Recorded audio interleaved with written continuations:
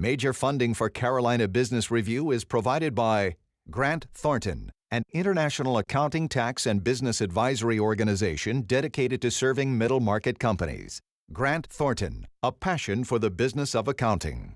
Novant Health, including Presbyterian in Charlotte and Forsyth in Winston-Salem, are affiliate heart hospitals of the Cleveland Clinic, consistently ranked #1 in the nation for heart care.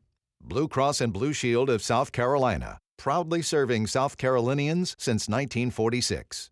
And by Sonoco, a global manufacturer of consumer and industrial packaging products and provider of packaging services with more than 300 operations in 35 countries. Leap year, Lent, and a lack of sustainable confidence, at least, is where we find ourselves right now. The ability for us to sustain a certain sense of fiscal buoyancy has been elusive. Why is our confidence in this recovery so thin right now and so easily derailed? I'm Chris William, and welcome once again to the most widely watched source for Carolina business and public policy. This time on our program, are there signs that may point the way forward with the High Point furniture market in the offing?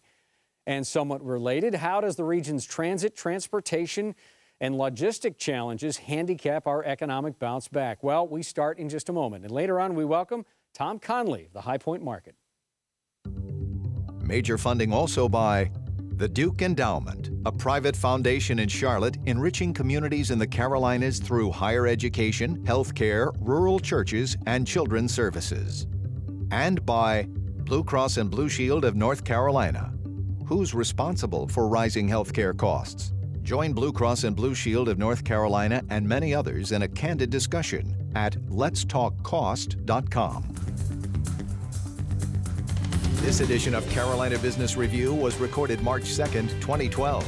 On this week's program, Tom Bradshaw of the North Carolina Department of Transportation, Dr. Karen Kedrowski of Winthrop University, and special guest Tom Conley, President and CEO of High Point Market Authority.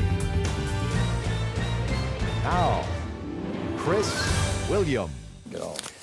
Hello, welcome to our program. As always, we always have the best conversations before the lights go up and after the lights go down. Welcome back, Karen.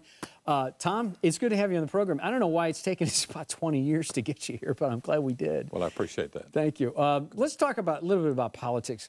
The Old North State is clearly the center of a lot of attention this political year, not just in the South, coming out of the South Carolina primary not long ago, Karen, but also in general, Tom. You know a little bit about state politics, state business and industry, banking, logistics. You know, the list goes on. You're mayor of Raleigh for a while, mayor of Baldhead, is that right? That's correct. You know, I'm not even going to try to list all your credits. So, Tom, why do you think North Carolina is such the battleground state, and why do you think it has garnered this attention with the DNC and the Obama administration pouring so much money in it, and the Republicans feeling like, boy, this is going to be their year to put a governor in Raleigh? What's going on?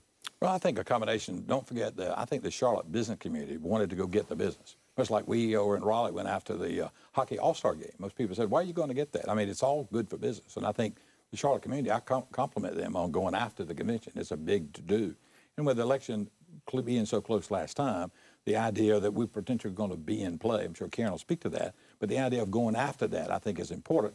And it focuses, once again, the growth and opportunities we have in North Carolina, and that we should be a player in that process, to be recognized. Oftentimes, we had our primary so late, we really weren't a player in some ways, but I think we will be a player in this race this time. So, Kieran, does that say the Democrats are either confident about North Carolina or concerned about North Carolina? I think the Democrats see North Carolina as an opportunity. Right. And irrespective of how good the business pitch was, Charlotte got the convention in large part because it's a major city in a swing state. Right. And yes, it will be good for business, and I know that we're all looking forward to the excitement that some 35,000 visitors will bring to the region.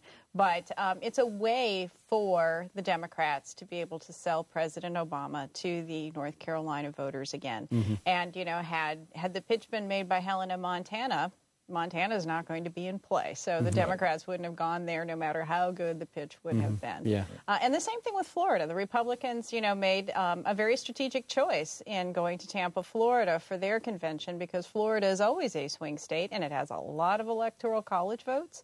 And so those are two good reasons for the placement of the conventions. Let's bring it back to current business, Tom. And you're running this logistics group for the North Carolina Department of Transportation. You look at maritime policy now. You're looking at what we need to be doing or what North Carolina needs to be doing with the ports. Where is that whole process? What has North Carolina missed with that port in Wilmington, and what's the larger logistical plan? Well, I think we try to put it all in perspective that logistics plays a real important role. You'd go back 5 years ago when the legislature said, let's look at what we need to do about logistics, and did that. Then the governor early on in December of '09 said, let's look at a logistic task force, well-funded from the standpoint of getting all the participants or the people who are involved in it, the stakeholders, we like to say, in it. And that's really, really worked well. And in fact, with that, as you said, the maritime study came from the logistic task force of really how are we using our ports, what are the potential for our ports, we need to know about that. And so that's why we're doing the maritime study that we're actually going to have public hearings on the 6th, 7th, and 8th. And go back to people on this great report. We feel good about it because it shows the real market opportunities in North Carolina for our ports. And let me ask you about the North Carolina ports, because the North Carolina ports have, it seems like not you, and maybe not Tom Eager before you, or maybe not the ports boss before him, but it certainly seems like there has been this thought that Wilmington needs to be competing with Norfolk and Charleston. Do they need to be?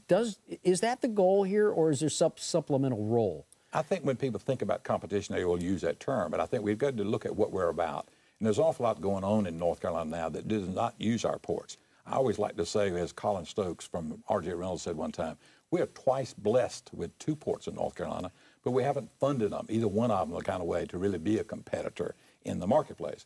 I think that's what we're doing a study for, to show what we could do with North Carolina products and what we could do with North Carolina economy and make them a very strong niche port. And maybe we'll be at some future time be a competitor from Norfolk and Savannah and Charleston. But the idea is we really have some opportunities, we believe, with this study we're going to be sharing in the public hearings about really what are the market opportunities. And we can grow the business with the existing facilities and be very competitive in the North Carolina marketplace. Yeah, Karen, weighed in on this, especially from the South Carolina perspective. Clearly, there's been a big battle just to get extra funding to do a study about deepening the Charleston port.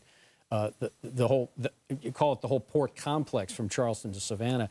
How do you look at this issue of ports and transportation? Well, when you are talking about ports, I mean, we live in a globalized economy, and much of what we buy is manufactured somewhere else, and it's got to get into our country somehow, and ports are a natural point of entry. But also, as manufacturing moves back into the United States, we want to be able to export our products to other countries in the world, and again, ports are the way to do that. They also provide very good, well-paying, unionized jobs. So there's it's good for the economy in terms of what the longshoremen are able to do and produce for the economy. So these are desirable jobs.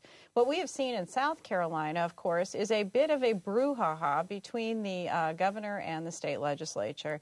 And while they're all Republicans, many in the Republican-controlled state legislature are not very happy with what they see as Governor Haley's deal with the governor of Georgia, that they see to the detriment of South Carolina, and that was to grant some permits related to the Port of Savannah. And so there's a sense that Governor Haley gave away the store. But of course, the Port of Charleston needs some upgrades, and members of our own congressional delegation that are opposed to earmarks have not been supportive of any sort of earmarks to bring money in to do studies or to improve that port either. And we got about 60 seconds left before we bring our guest on. So, Tom, the ball comes back to you to some degree here. And let's say you get the Wilmington port exactly where it needs to be for North Carolina. Right. And you're bringing things on and you're shipping things out, importing, exporting. But once you get it to the road surface, once you get it to the train or the rail, how do you make sure that we're not handicapped by the fact that North Carolina and South Carolina, by the way, Karen, don't have enough money for the road improvements that need to happen? Well, you hit on the question. That's the real focus of the logistical study, is that realizing we have minimal assets to put to work, is let's focus it on those logistical needs that complement the economy, the things we're trying to do with them, and and do the access, do the things that get us to the ports and back in with those products, as Karen said, are coming in, as well as we ought to be looking at the opportunities to get our farmers, our agricultural products out to the market. We should be helping feed the world. We should be sending wood and wood chips and wood pellets out for the energy program that's going to be implemented in Europe. They're going to move away from coal. And pellets, for example, is just one big new business. And the other way we feed the rest of the world, we need to be getting into the cold storage operation. We need to get things that we could do within our capacities if we make those kind of investments. Yeah. Okay, that'll be the last word. We'll bring our guest out in just a second. We'll keep this going, I'm sure. Next week on our program, a very interesting phenom going in the magazine publishing business. It's called Gun and Garden. If you've ever heard about this, you will or you need to. Gun and Garden magazine's out of Charleston, and Rebecca Darwin, the publisher and CEO, will be here next week. And then in 2 weeks, from Sunoco out of South Carolina, Harris DeLoach will be back on this program. For many years, the epicenter of the furniture industry was either in Chicago or High Point. Well, a few years ago, Las Vegas mounted a bit of a challenge, which has since subsided somewhat. And now the new challenge for the High Point furniture market and industry is plain transportation and moving the product on highways and even through our North Carolina ports, interestingly enough. Joining us now, High Point Market Authority President and Chief Executive Officer Tom Conley. Tom, congratulations on the job, I think. Are you looking forward? Let's start here, Tom. What do you see from some of the pre-indications of the spring furniture market? What are you seeing out there? I think that the industry is starting to come back. Markets tend to be a precursor for an industry. So as we've looked at our October event through events in Atlanta and in Las Vegas, their attendance has been up, the enthusiasm has been up, and the exhibitors have indicated that they're actually purchasing product. So we think that our spring market this year is going to be strong. We certainly hope so, and we hope that it bodes well for the industry. Is there a percentage year over year or year over last or October's gain that you can point to? Sure. Last October, we were up about 6% over the previous October, and that was really good. We're up 13% in terms of international attendance, which was phenomenal for us. Right now, year over year, we're running about 10 to 12% up. We don't think that'll hold. We think it'll settle back down in the 4 or 5% range. Yeah, Tom. Questions, comments? Good. I think the question, Tom, knowing that you're just taking over this, are you aware of all the good work we've done in what we call our 7 portal study, where we really had gone to the 7 economic regions of North Carolina and said, help us identify those logistical needs that we have to complement and make your market work better. As you looked at the people you represent in your industry, I hope you feel good about the work of the Piedmont Partnership and how they put this process together with us. Yes, we do feel very, very good. In fact, I wasn't on the job more than about 3 weeks, and I met with the Piedmont Triad Partnership, got a really good feeling about their goals, their objectives, and the breadth of the various industries that they're working on, not the least of which is furniture, and we're well represented there. So we do feel very, very good. What's to follow up on that, what's the handicap to that? I hate to use that term again, but Piedmont Triad Partnership does have good ideas. They have good momentum, but is it just come down to funding? Do they need the funding for this? I think funding's a part of it. I think the other part of it is that the industry's just been in such doldrums over the last few years that the enthusiasm and the opportunities just haven't been there. What we're seeing today is much more emphasis on manufacturing returning to the region, and that's an exciting new change for us. China has become very competitive, and this chase for the global cheap labor dollar is starting to settle down to the point that I think folks that are making these manufacturing decisions are saying maybe it makes sense to come back to North Carolina and to actually manufacture in the state. Karen? I was wondering if you could tell us what you see as sort of the best trade policies that the national government could adopt that would be helpful to the furniture industry in North Carolina. Well, it's very interesting. What we're seeing, I think one of the reasons why we're seeing more emphasis on returning to manufacturing is that the duties, if there are any, are lower if the product is not finished. So you can have partial assembly in various parts of the world and bring it back for finishing and use the skills of the laborers that are already in place here. Obviously that needs to be continued so that we can take advantage of the trade practices that have taken place so far. You look at history, and punitive trade practices just don't work over the long haul. As long as we can do everything possible to encourage manufacturing returning to the U.S. and, for our standpoint, North or South Carolina, that would be great. Tom? I think the question, this will be self-serving, but Tom, what I'd really like to do is lobby you on this process that we need to get Congress to pass a transportation bill. We don't have a transportation bill. For the audience, we used to have a 6-year bill passed every 6 years. We continue to do appropriations on 90 to 120 days, sometimes a little longer. We got to have the public understand, your people, your customers, your clients, to understand is we need to be having Congress do something. We cannot go the rest of this year without a transportation bill. So much of when I said the priority of delivering the transportation he wants to do, the federal funding program and our ability to contract. I know I'm not Gene Conte here today. You had him here one before, but I'm sure Gene would agree with me is that we need to have people understand our ability to really deliver on those needs. The improved access comes on lots of time about federal money. Now, we're doing very good about North Carolina monies, and what we do, we use it. But the federal program is not the program it should be. It was always that instrument to help us go beyond that. Where we're doing so much more of our own now. The program that we have is a part of what we've done. Yes, it's there, but the challenges of that, we really just get people to understand to invest. And so if I could get you to tell me, you'll talk to your members about we need a transportation legislation that says let's do something about it so we can help our industries because, as you said, it's coming back. I mean, some of the recent announcements of people coming back for advanced manufacturing, that's the kind of economy we need to be building on. That's why we need the ports to do what they need to be doing. Well, and talking about legislation, we also need the support of the North Carolina legislature to make sure that we get our funding to do all of the wonderful things that we're able to do. I don't know if your viewers are aware, but when people come to market twice a year, they fly into Charlotte, and we provide buses, complimentary buses. They fly into Raleigh. They fly into Greensboro.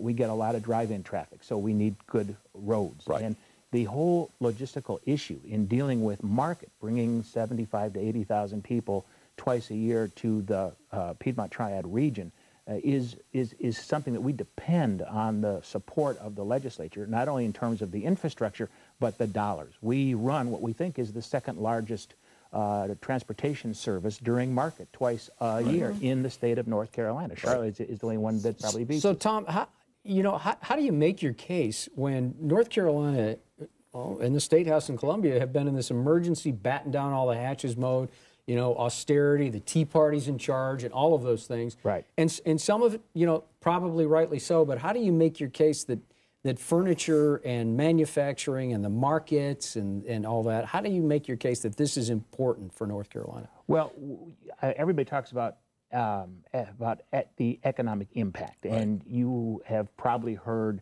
that the number $1.2 billion worth of economic impact. That's what, not us, but what people who have done research have said our market is worth, $1.2 billion of economic impact.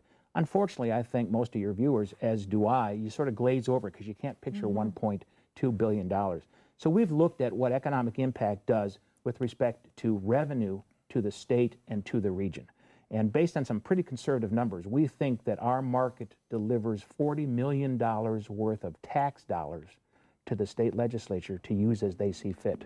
And we're looking for a very small portion of that. So we talk about ROI as opposed to economic impact. And that, I don't care if you're a D or an R, ROI is important to the success of our nation. And so those are the arguments that we're trying to use. Right. Karen? I was wondering if you could comment a little bit about the workforce needs that the furniture industry has. I know that in South Carolina, as we saw the textile industry leave, a lot of the former textile workers simply didn't have the skills to be retrained into higher skill level jobs. So I was wondering if you could comment on whether or not the current workforce meets your industry's needs and what you see for the future. We've been told that by and large the current workforce does.